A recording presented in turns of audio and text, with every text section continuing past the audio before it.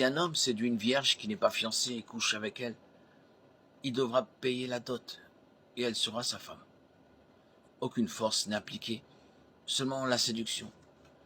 Il s'agit d'un cas de relation sexuelle consentie et nécessite la même pénalité que celle prescrite dans Deutéronome 22. L'homme paye une amende et épouse la fille avec laquelle il a couché.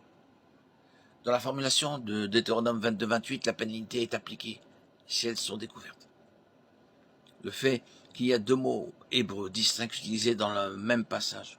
Dans Deutéronome 22-25, le mot « les critiques de la Bible » font également référence à Nombre 31, dans lequel Moïse dit à ses hommes de combat que les jeunes filles qui sont vierges peuvent vivre, vous pouvez les garder pour vous.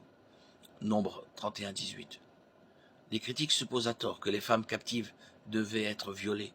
Le viol n'est jamais mentionné dans le passage. Les soldats reçurent l'ordre de se purifier eux et leurs captifs. Le viol est une interdiction formelle. Lévitique 15, 16, 18. Les femmes qui furent capturées ne sont jamais considérées comme des objets sexuels. Les femmes captives finirent-elles par épouser des Israélites? Oui, probablement.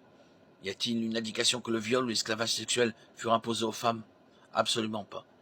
Jésus et les apôtres se sont prononcés contre l'immoralité sexuelle et Jésus a suggéré que l'immoralité est un motif justifiable de divorce. Matthieu 5, 32. De plus, le Nouveau Testament est clair. Les chrétiens doivent obéir aux lois de leur autorité dirigeante. Romains 13. Que chacun soit soumis aux autorités supérieures. Car il n'y a point d'autorité qui ne vienne de Dieu, et les autorités qui existent ont été instituées par Dieu. C'est pourquoi celui qui s'oppose aux autorités résiste à l'ordre établi par Dieu, et ceux qui résistent encourent la condamnation.